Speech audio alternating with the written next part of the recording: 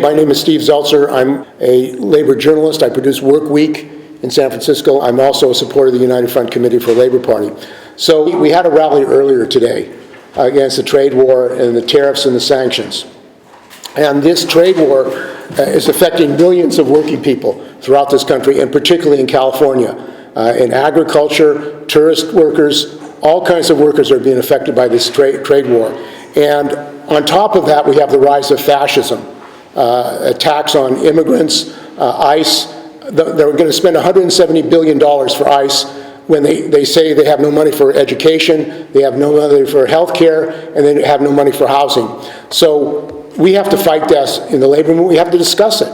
The issue of fascism is not a minor question, because millions of people think that that might be a solution. And they voted for Trump thinking, that their problems were going to be solved. Unfortunately, in our unions, the unions have not educated people.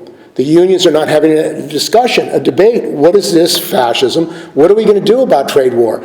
As I said, the rally that we had today was the first rally in the United States at the Port of Oakland, but the first in the United States against tariff and trade wars. Why? Why aren't the union mobilizing? And that is the question we have to ask today. So we have some speakers from the Teamsters Union. The reason this meeting is about the Teamsters Union is the Teamsters Union is a very powerful union and important union in the United States. It represents workers in transportation, service industry, all kinds of workers. And yet this Teamster leadership, Sean O'Brien, is supporting the tariff and trade war. As is Sean Fain, who's the president of the United Auto Workers. He's not the only one. And what we want to discuss here, what are the issues around trade war, around fascism, and how we're going to defend our unions in this period who are under severe attack. At UC, all over the place, unions are under attack.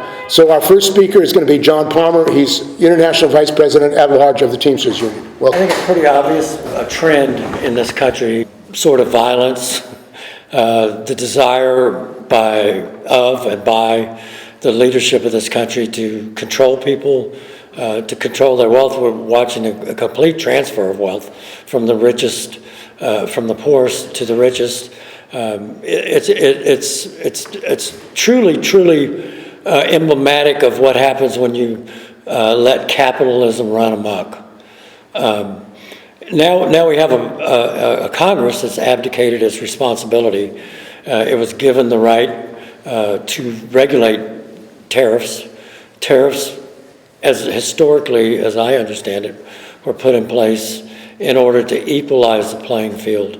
If you're going to dump steel in the United States, we're going to add a tariff to your steel so that when it comes in here, we can sell our steel. If your steel's better than ours, then it's going to sell for the same price or maybe a little more on the market. Let the consumer decide. What we've done with these tariffs now is attacked our closest allies. We've weakened the world's economy. We have gone from being seen in the light of a country that leads the world in righteousness. There's a lot to be discussed about whether that's really the case, but at least in our mind, to being really reviled by much of the world, to becoming bullies. I heard earlier in our discussion where we were showing up on the shore of Mexico with our armed forces, with our closest allies, our neighbors, who have done nothing to harm us. Now, our neighbors have lesser standards for labor, and we've, as capitalists, exported our goods to these, or imported goods to these countries and exported our manufacturing to these countries. Those are all issues we should look at and deal with, and the responsibility of Congress. But to allow one man, I'm going to be very frank, one deranged man, to take actions against other countries that directly impact people that are already struggling. Food in this country is becoming a serious problem for many Americans. There's a reason people, when I was poor, I ate ramen noodles. I still eat them. They're not good for you, but if you have to eat them every day, they're not good for you long term. And that's what we're faced with now, is people are dumpster diving for food. That's where we've taken this. So the trade, as a trade unionist, I'm most offended by my General President, Sean O'Brien, and the tact he's taken in supporting Trump and all these tariffs. We're an international union. Our second largest group of Teamsters exist in Canada. The president, Francois Laporte, wrote a very, very staunch letter taking on Trump and the and his policies as tariffs. They're not only hurting Canadian Teamsters, they're hurting American Teamsters. When you look at the United Auto Workers and anybody that's been in the northern tier of the United States, where there's a large amount of trade and in the automobile industry, a lot of those parts go back and forth over the border. It's going to affect the price of cars for everybody. Now we're affecting the economy. People can't work. People are losing their jobs. This is just a catastrophic happening. And for Sean O'Brien to sit idly and say nothing to his vice president or the president of Canada Teamsters is frankly a sin. It's sinful in the labor movement. For Sean O'Brien to sit there and watch 700,000 government workers lose their rights to collective bargaining, it's a sin. And for Sean O'Brien to ignore the entirety of the labor movement and act like the Teamsters, he has a new T-shirt, Teamsters versus everybody, that's sinful, it's prideful, and all we're doing is weakening our position. We're less than 10% of America's workforce now. We're better than this, and we're the hope for working men and women, regardless if they're in a union or not. And we should be taken care in the Christian ethic. If one chooses to follow that ethic, we should be taking care of the least of us. As Jesus said, what you've done unto the least of us, you've done unto me. That should be our approach. If we're going to change this country, we're going to change it by leading by example and helping those that have less. And if you truly want to feel blessed in your life, that's what you'll do. And that's our challenge now. Are we going to sit on our hands and play ball with fascists like Donald Trump and Sean O'Brien, who seems to be following the same path? Or are we going to stand up as working men and women, as our predecessors did in the 30s and the 20s, to the Teamsters back in the turn of the century, who fought for their rights and fought for everybody else around them? It's time for people to quit bitching and start acting. Thank you for your presentation. And one of the most important group of workers in California is the University of California workers. And University of California is a great institution for the people of California. This has been built up over many decades. Research, education, it's got the highest standards of an educational institution. And what we see in front of us, it is being destroyed.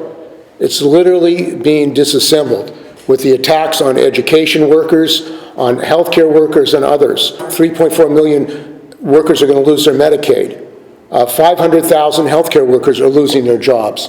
And this is an emergency situation, and the regents at the University of California, the management of the University of California, are intent on destroying this university. My brother had to go to UCSF here in San Francisco. He had serious illness. He had to wait a day and a half to get a bed. Now, this is the richest state in the world. There are over 200 billionaires in California, and you have to wait to get into bed in an emergency room? What is going on?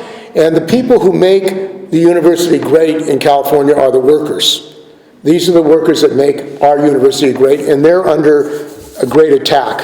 AFSCME just had a strike, 37,000 workers. They're raising their health care costs. Workers are having a choice, health care or sleeping in your car.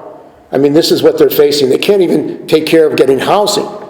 And we have with us today Marianna Battiste. She's with IBT 2010 from Davis and has been fighting in Davis among IBT members and other workers to defend the workers at UC. So welcome, Marianna. Good evening. Steve is correct. As a UC worker, 20 years this past September, I have really seen a change and a trend in the treatment of UC workers by our leadership, the regents, and even the executives of the campuses that we all work for. It's a travesty when you are supposed to be taking care of patients. It's a travesty when students are paying high dollar money for education and they're being slighted. Patients.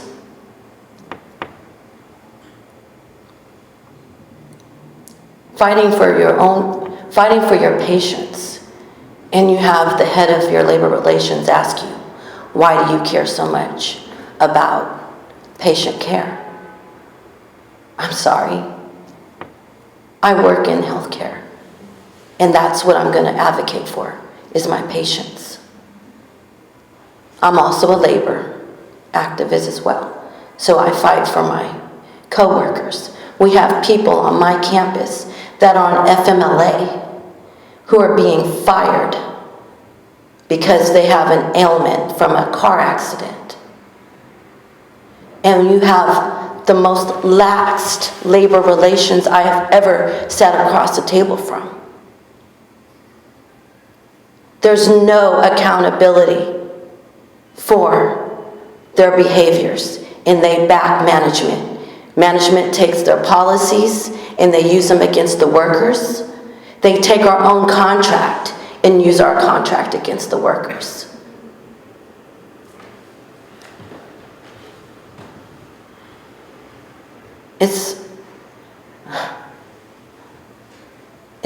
It's horrible.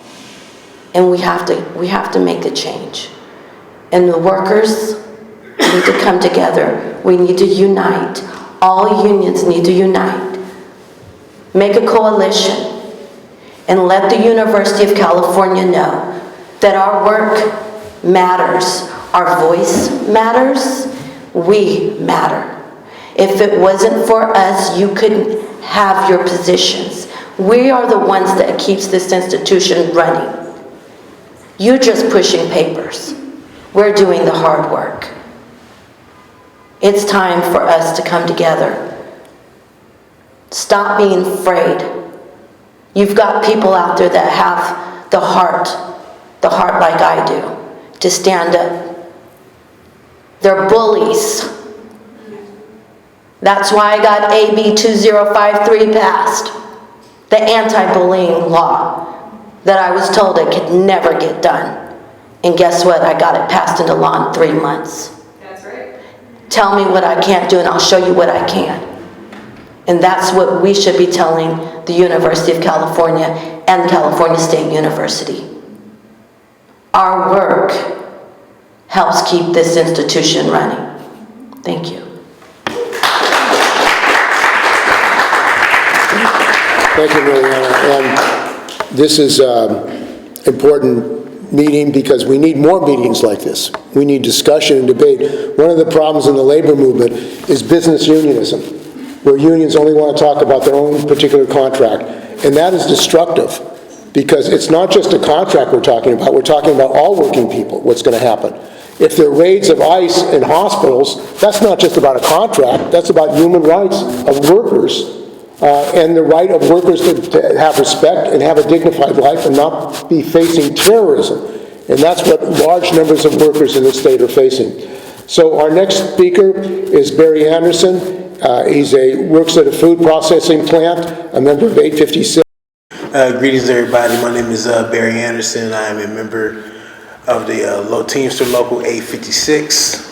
I'm glad to be here.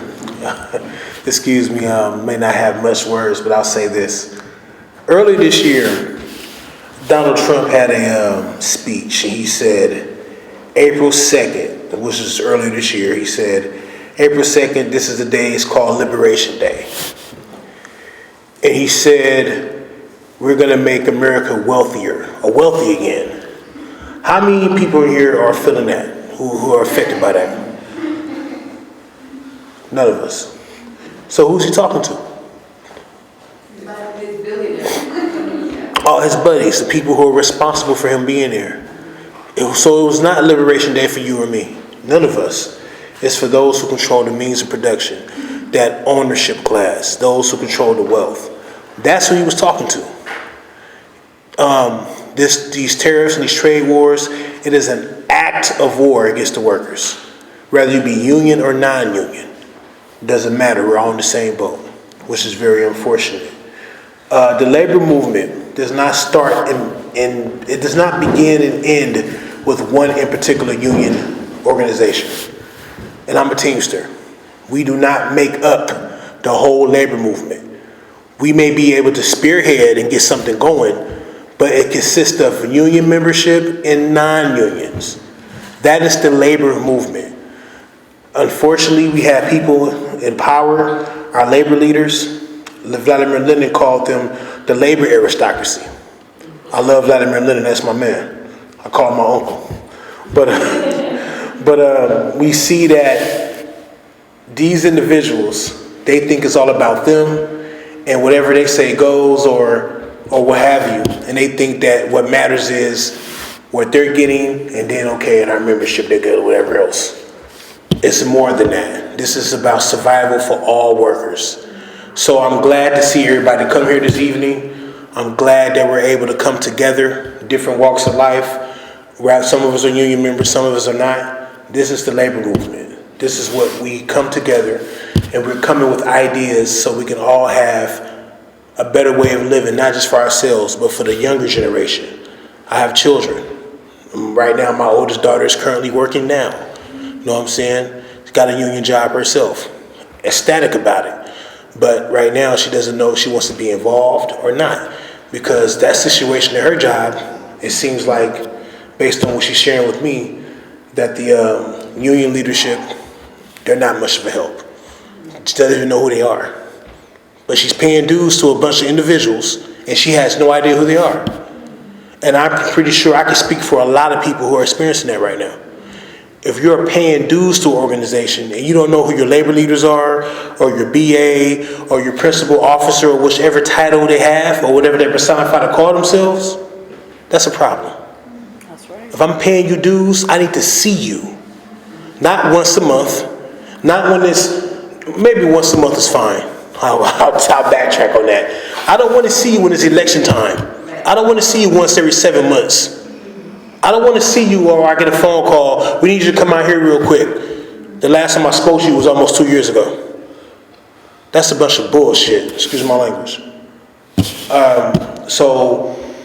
And the only way that we're going to take our power back as workers, we have to do it. The labor aristocracy does not give a damn about none of us. All they care is about filling up their bellies as they because they go behind the scenes, make these deals behind closed doors with politicians lobbying in D.C. It's time for the labor movement to rise, come together, and unite. Set aside the petty racism, set aside the petty stereotypes, and every bourgeois ideology that we set against each other. We have to establish a movement. Yeah, it's good to get things going politically, but this is a lifestyle. This is our livelihood. So with that, I just don't want to get into too much. Let me get to stuttering and buttering. But I just want to say that and thank you guys. Can I add something? I just want to piggyback off of what Barry was talking about when it comes to union leadership. You know, in this day and age, it has changed where leaders think that we actually work for them. And that's the problem. It's about them and their self-serving issues or what they want. It's all about them. Let's just put it that way. That's so wrong, so backwards. The union, we're looking at the union right here. This room, this is the union. The leadership works for us. Don't let your union make you think that you work for them. You have the right to hold your leadership accountable. Stay on top of your leadership because they will try to shut you down. I was banned from being a steward in my job, in my position, where I've been representing my coworkers for 37 years. 26 and a half of that with UFCW Local 588. In the last 15 years, I've been a Teamster. Very proud Teamster. Proud to be dual. I'm labor all the way. But the leadership that I've endured with my current leader of my local is self-serving. He doesn't care about the members. He only cares about what it is that he wants to do. We have got to hold our union leadership accountable, and our reps need to stand up and start fighting and using our contracts when we're violated in the workplace. Not waiting 2 or 3 days to get back when you're in a crisis and you need them right now. That's not what you were hired for. That's not what we're paying your wages for. You are here to represent us. And represent us properly. Exactly. Represent us properly. Yeah, thank you, sister. Appreciate your words. Again, it's about time that we take the bull by the horns and start organizing within our own unions.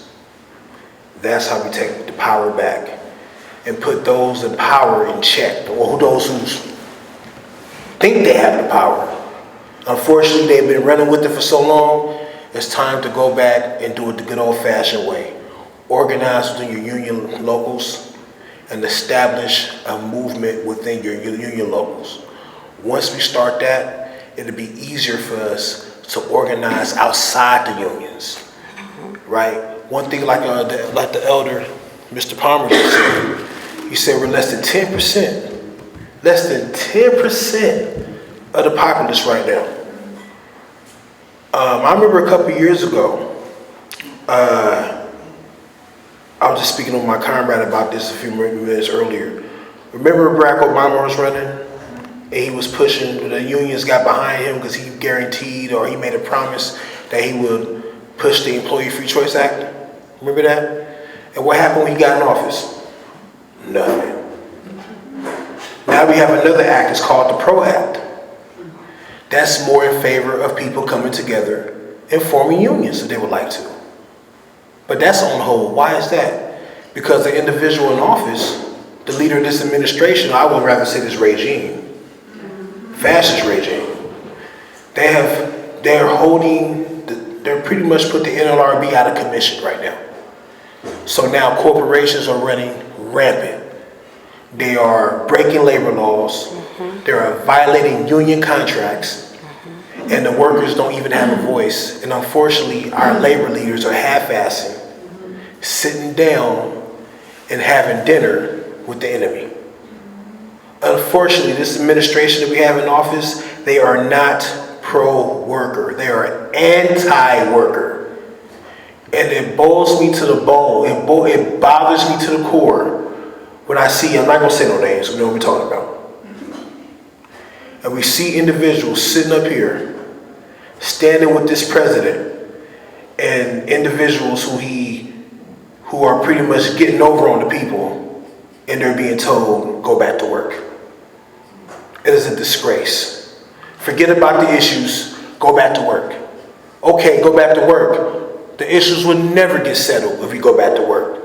What happens if you go back to work? How are you going to get that raise or change your conditions within the facility or the place in your work environment? How are you going to get those? How are you going to change that? You're not going to, because it's back to business.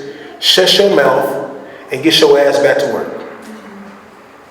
Be grateful you got a job and you get a raise every so often. And correct me if I'm wrong, Mrs. Elser. During the trade war, corporations don't have to give you a raise, right? Well, yes, Yeah. During the trade war? they're cutting wages. Yeah. They don't have to give you a raise. So as a union worker, I'm glad I have something. But what about the rest of the people out there who don't have a union contract? They're being held hostage right now. That's not fair. It's unjust. And I don't want to get too excited, but thank you again. We're going to be having a conference in San Francisco on AI and the future of workers, because San Francisco being the center of AI, there are billionaires, fascists, techno-fascists, who are spending a lot of money on AI and robotics. And what they're doing is they want to use that to get rid of workers. They want to get rid of healthcare workers, they want to get rid of teachers, they want to get rid of service workers. And what we know in San Francisco is you have Waymo, autonomous taxis, all over the place, getting rid of drivers. They want to bring in trucks over 10,000 pounds. There was a bill to say you could have a driver would be required if you had a truck over 10,000 pounds. It was vetoed twice by the governor of California, who wants to be president, Gavin Newsom, who took $10 million from Google. So if this governor, Gavin Newsom, is doing the work of Google and these tech companies, what does that mean for the future of labor? What does that mean? And I think that at the rally in Sacramento, where Sean O'Brien and the Teamsters rallied, I was there. Sean O'Brien at that time said during the UPS contract that they had an agreement that there would be no AI and robotics in UPS, that the workers would be protected. Now, I was a bit shocked about that statement because, first of all, how do you stop technology? I mean, number one. Number two is UPS and Amazon and these companies want to bring in this technology to get rid of hundreds of thousands of workers, and they're doing that. So maybe the speakers can talk about this issue of AI and robotics and what that means for Teamsters and all workers. I live in Texas, where they have a lane of traffic now from Dallas to Houston, back and forth up and down I-45, where they are literally now running driverless trucks, semis. One of the things that they want to establish is what they call platooning of trucks, and basically it turns trucks into a train. And what would happen is 6, 8, 10 trucks, based on the technology that exists right now with your car. If you've ever noticed, if you get too close, it goes beep, beep, beep, beep. It's the same sort of radar technology. And basically what they're talking about is a driver up front. That's it. Running up and down and platooning trucks. So every time they do this, let's just say it's 10 trucks, 9 people lose their job. And there's a real, not only danger issue here. Hell yeah. Yeah, how does you keep a car from slipping up in between them? But this move towards this kind of replacement of labor and no thought as to the well-being of human beings or the social impact. And I mean, eventually we're going to be looking at a situation where there's going to be the question of those that have is, if we're not employing anybody, how are they going to buy our stuff? And that may seem distant, but I've watched technology in the freight business where we used to stack it one box at a time. They bought into this technology called shrink wrap. We've all seen it. All of a sudden it's all on a pallet, you don't handle it anymore. That was a very simple move, but that progression has continued throughout my lifetime. I proposed a resolution to the international, while I sat at the GEB, that would have brought our education, political, and locals all into a plan that educated our members. And the plan was pretty simple, right? If you put a machine in a building, then we work on the machine. If you displace a worker that's been displaced by the machine, you try to retrain them and move them to another job. Now, the least desirable of these proposals was if a person gets displaced altogether, then you should take into account the years of service to your multi-billion-dollar corporation or multi-million-dollar corporation, and that person should get some kind of guaranteed health care on the way out, each year of service worth a certain dollar amount, so they'd have a way to reestablish their life, maybe retrain into another occupation. We're not considering those things. They tabled my resolution and said it was political. That's Sean O'Brien. That's what we're dealing with, and Sean O'Brien, on tape is telling people that he we have solved the AI issue. And it's not the case. But again, I use the word sin. It's sinful not to protect your membership, as was spoken to here earlier. I work for the members. When I just bought that meal, they bought that meal. I'm their employee. And somewhere along this process, the folks that run these locals, that rise to the top echelons of management, leadership in the union, have forgotten. Their hands look like mine. Their bellies look like mine. In most cases, much larger than mine. But it's the disconnect between leadership and their own membership is frightening. And I, as somebody who was an organizer, and I'm not going to ramble too much more. Somebody who was an organizer, I know that when you look back at the labor movement, every significant great labor leader was an organizer. They weren't. That's the problem with our union. These administrators that administrate locals become officials at the upper echelon. They're managers. It is business unionism. And unionism doesn't work. There's two models: the paternal model, where your daddy's going to take care of everything, that's where we're at, and the organizing model. If we could stay in that organizing mode, then we never change. We're not afraid to accept the idea that our members and ourselves should be speaking out about the atrocities in Palestine. We should be speaking about East Palestine. I mean, our own rail lines, we represent the locomotive engineers and the Brotherhood of Maintenance Away. Those folks had to fix the track after that spill. For us to remain silent, and again, I've made light of this multiple times in front of the rest of the executive board, for us to remain silent and ignore, these aren't my pleas to the board, these are the pleas coming from the people, but they don't hear the people, they don't see the people, and we can't expect them to change anything. It's got to start with us, shop floor, and as Brother Abad said, or Brother Barry, we have to take care of one another. Those folks are not going to take care of us. Can I say something? Any leader that proclaims to be a labor leader that doesn't speak up for the working people, the members of their union, is not a true leader, is not a true labor leader. When you take an oath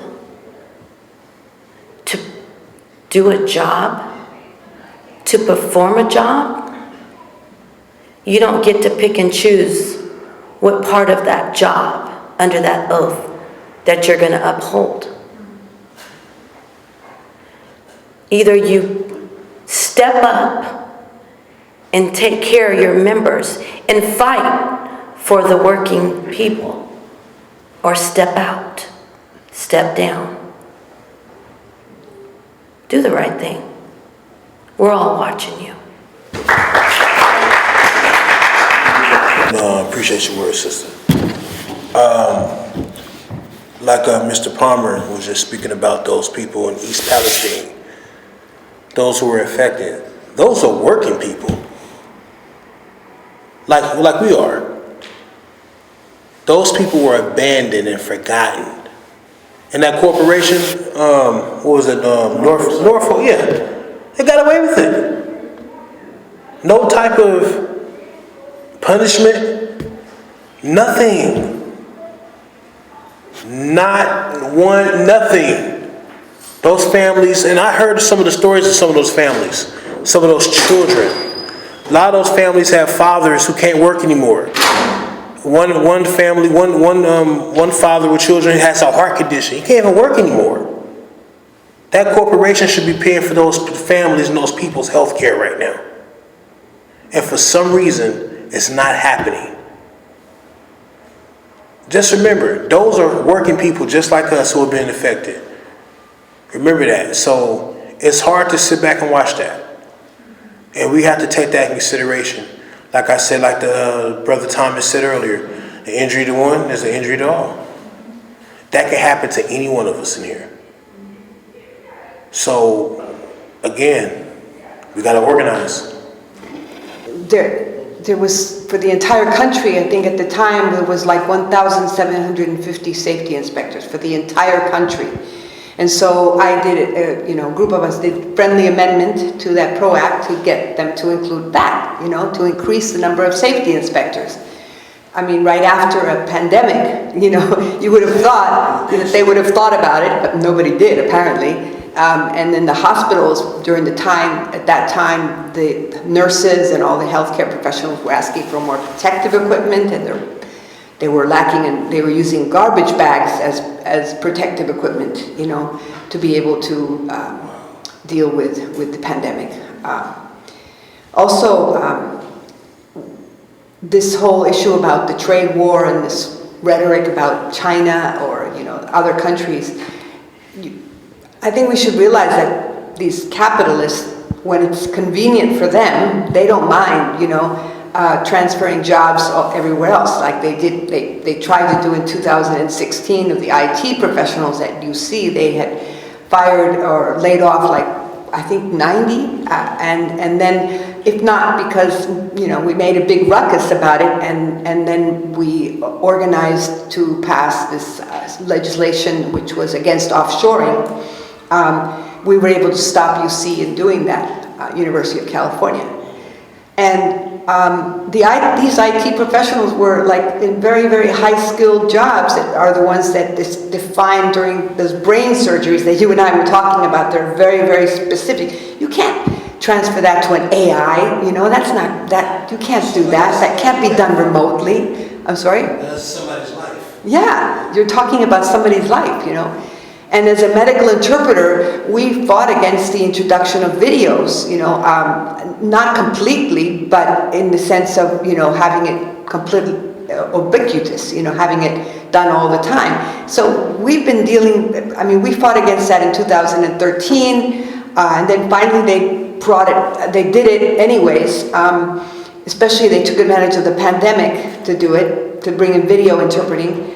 And it has its uses, but you can't use it when you're trying to do a neurological assessment on a patient who's waking up from a neurology appointment, for example, or for patients that have tracheotomies, right? What, you're really going to use a video for that? And you can barely even hear the person. The person can't even speak. They have to mouth the words. So all of these different things have been happening for a long time. And the whole issue with UC in terms of uniting, UC has kept us separate staggered. Our expiration dates of contracts have been completely staggered. And the leadership of the unions have allowed this to keep going. In fact, the last opportunity that we recently had on the 17th and the 18th of the three unions at that time, not Teamsters, but three unions, CNA, AFSCME, and UPD, were going to go on strike together for 89,000 workers. UPD got a tentative agreement and they signed out and we said bye. The tentative agreement, I was looking at it, it doesn't look so good to me to warrant breaking up this level of unity that should have gone forward, because 89,000 workers on strike at UC, all of us would have been able to get a better contract, all of us. Strength in numbers. And the other thing that I wanted to mention is that this issue of Palestine. We're going to have a lot of people, and we have had a lot of people that present themselves as being very progressive in Congress. AOC, she voted in favor of pushing the railroad workers back to work when they were asking for having reasonable rest periods in between, so that there wouldn't be any of these crashes. And we have also people in UC that pretend themselves to be all DEI and being all progressive when they're using union-busting law firms, including law firm that attacked Dr. Rupa Myra, was a law firm who's giving $40 billion worth of work pro bono to the Trump administration. So and then we also have people like Scott Wiener, who is a Zionist, who pretends to be progressive and in favor of immigrants, immigrant workers, when the technology that is being used against immigrant workers here in the United States, the ones that track them, is made up by Israel, the Elbit systems.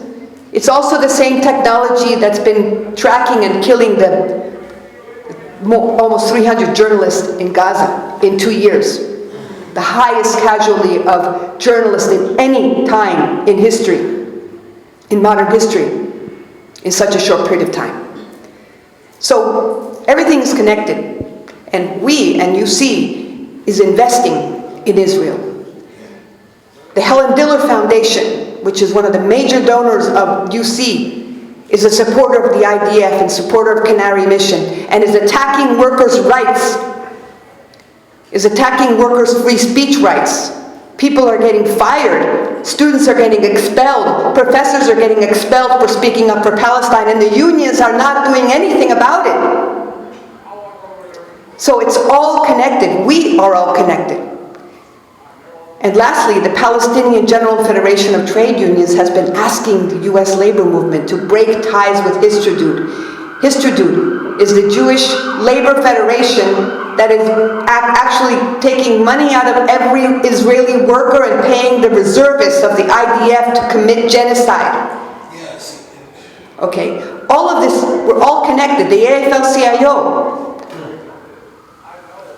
they're doing the stuff that they've been doing for a long time, and we, the rank and file members, need to put a stop to this, because our union leaders apparently aren't doing it.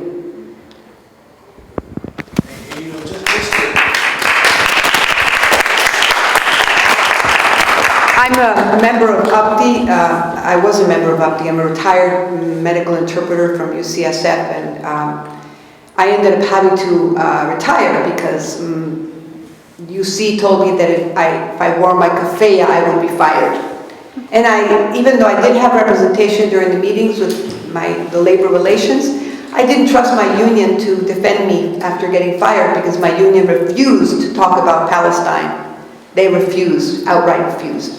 When you sign up as a leader, and you take those oaths, representative, whatever, you don't represent some of the people, you represent all of the people. And you are bound to uphold the Constitution of the United States of America. We don't pick and choose, and that's bad leadership. And it's up to us to keep them accountable, make them do their job. If not, call them out and do an action. There's a thing called DFR, Duty of Fair Representation. You file it with either NLRB or PERB or whatever entity, but you file that DFR and you hold them accountable. I have a nonprofit organization called Workers Linked Together. Reach out to me. I'll help you put your case together. I'll show you how to go in and fight for yourself. We'll help you file. Just to add to the situation on the guys out there in Gaza and Palestine, that's another situation. That's another big issue. Those are workers. That is the working class over there being attacked and annihilated like that.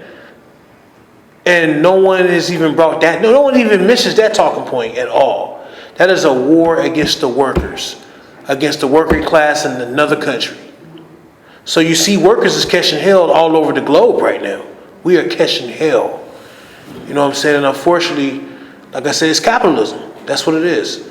Capitalism is on its last leg. You know what I'm saying? If you're familiar with Marx, you know what Marx said about it in his end times, what's going to happen. Look at the situation with the conditions with the planet, global warming, the water, the oil spills.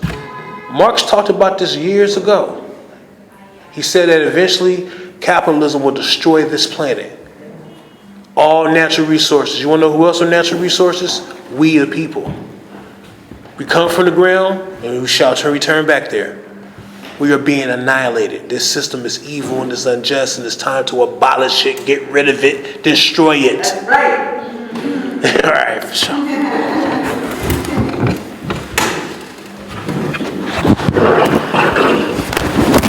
So one of the issues is that, unfortunately, some organizations, which they say that they're for democracy, are really not for democracy. And the Teamsters have a long history of a group called the Teamsters for Democratic Union, which was supposed to be fighting for democracy. And some of the brothers here were members of that union, or that committee. But there was a rally in Chicago that took place because they were having their national convention, and Richard Hooker Jr., who's running for president of the Teamsters, president of Teamsters Local 623, went to that convention and asked them in a letter, I would like to address the convention about why I'm running for president. And apparently he was denied the right to speak at that convention. And Sean O'Brien was given the right to speak and then was nominated for president for the TDU. So if you call yourself Democratic and you don't allow the candidates who are actually running, to speak what's going on. And labor notes, which thousands and thousands of workers in this country are aware of, they have major conventions of thousands of workers. They wrote an article ignoring the fact that Richard Hooker was denied the right to speak at the TDU convention. Jacobin magazine had an article. They ignored the fact that Richard Hooker was denied the right to speak. This is not democracy. And you have to tell the truth to working people. You have to allow working people to hear the voices of those who are of dissent, who disagree with the leadership. One of the problems of the business union structure of our unions in this country, we don't have democracy. We don't have debates and discussions. The issue of fascism is a critical issue for the lives of people in this country and the world. There's no debate and discussion about the unions on what to do about it. And that raises the question of a general strike, because at our rally today we talked about it. The Democrats are now saying that the military should not violate the Constitution, that they should respect the Constitution and not do illegal orders. And the reason they're saying that is because this government, this Trump government, are planning to have a martial law and use the Insurrection Act. This is very serious.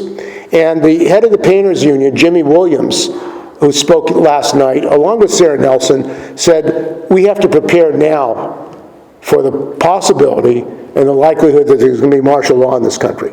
And they're going to bring in these troops against us. They're already bringing them into cities and terrorizing immigrant communities and citizens.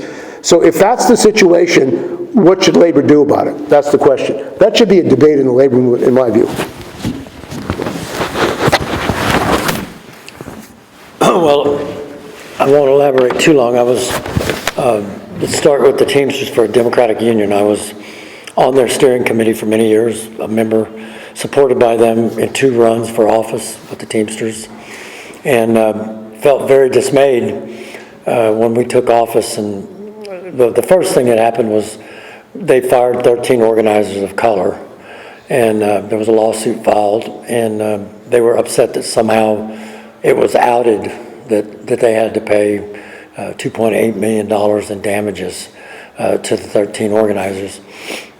This organization decided to clear it up for everybody by posting on their website that these organizers were lazy and didn't work hard. Problem with that is I worked with every one of them. They weren't lazy, they were good organizers. They were organizers of color. And for an organization that espoused equality in the workplace, justice in the workplace, and had democracy in their name, that infuriated me, and I left. I asked to attend the convention. I wanted to speak to the floor. I actually paid to join again and actually paid to go to the convention. They refunded my money and told me, wrote me a very nasty letter. It's just, I think the reason I bring this up, and I don't want to elaborate too long, is I think there's a recurring theme here. You know, as an organizer, you kind of understand that the problem is not, it's always people. Like, the issues are there, the processes are there, but if it only was that simple. And once people get a taste of power and a little bit, and these people are class traders. Money. You know, like they're making $300,000 a year. Well, whoop-de-doo. You sold out an entire class of people to make, whatever it is, $200,000 a year more than them. And I think that's the real problem with all this is people, all these years now, 40 years in the Teamsters, I've watched people win locals, with the same mindset that we have and slowly become the thing that we hate. And I think Marianna is right. You have to hold people accountable. There's a reason only 12% of our membership vote in elections now. And at that point, that's where this leadership wants it. They don't want people educated and involved. And it always comes back to education and involvement. And again, it can't happen top down. It has to happen from the bottom up. And we should put our resources into educating our members on the shop floor. And not be afraid, Teamsters for Democratic Union refused to take a resolution from a group that stood outside of this convention along with me as outsiders. We rented rooms and stayed there. They called the police on us. They refused to take a resolution on Palestine. You know why? Because these people freely associated with Marxist, communist, socialist thoughts and theories. For the life of me, I can't understand how they could have gone from an organization that really, like people like me that really got spit on, attacked, physically attacked, to this group that is now in bed with the fascists. I mean, literally with the fascists. And how can you call yourself that? But I could probably run on that for a while.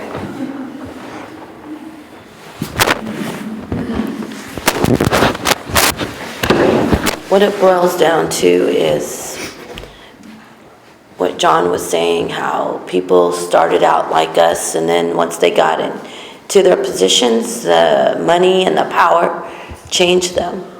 I remember when I first was elected for the first e-board for Local 2010, there was a woman from UCSF. Her name is Pat Rosenbaum. And I remember her saying to me, "I'm voting for you, but do not turn in to the entity that we are fighting." That sat with me, resonated with me through my entire time that I was in office for that term. And I thought about it even when I was done with my term. I'm currently running now to turn things around in my local, take the power from the leadership and return it to the membership. A lot of people nowadays, when it comes to unions, even union members, and I've heard this from people who I know personally, because I'm in a union, a lot of people feel that their unions don't even care about them anymore. Yeah. Actions speak louder than words. When you don't know, like I said, when you don't know who your BA is, when you don't know who your high-ranking official above your BA is, when you have no idea who they are, and you only come out maybe once every 6 months to get people to vote for something, or maybe to do this for the local instead of you doing something for them, like Brother Palmer just said, we have 12% turnout of votes. And one thing about the Teamsters that I've noticed, we're always certain individuals are always promoting. We got 1.4 million members, and you only got 12% voting.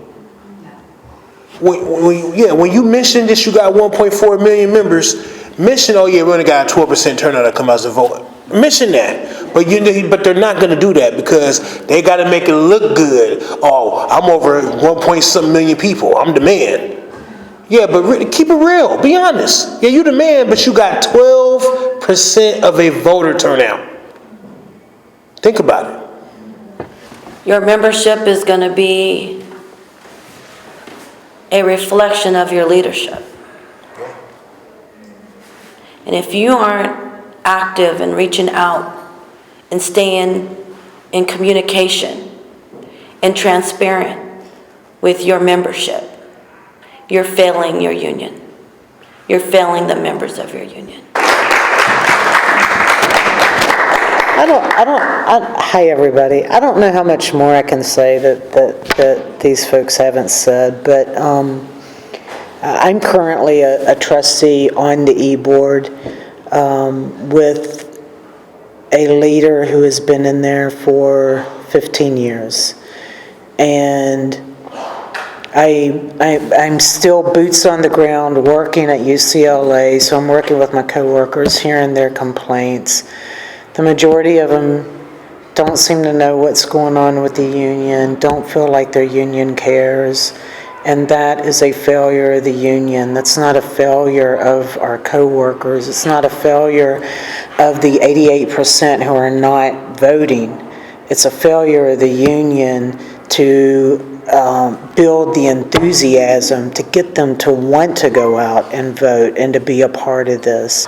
And I personally think that the best way to get our workers, my co-workers, enthusiastic again is to see force the leadership to be more transparent with the union members. They need to know where their money is going, and they need to know how it's broken up. They need to have enough information that they can dissect it, look at it, and be able to ask intelligent questions to hold leadership accountable. And leadership has to be strong leadership is willing to answer these questions and capable of answering these questions. Strong leadership can handle confrontation. Strong leadership can handle confrontation and be able to tame it. At the very least, they can agree to disagree at times. But we need transparency back in our unions. We need to be able to hold leadership accountable. We need leadership who's strong enough to be held accountable. I appreciate you.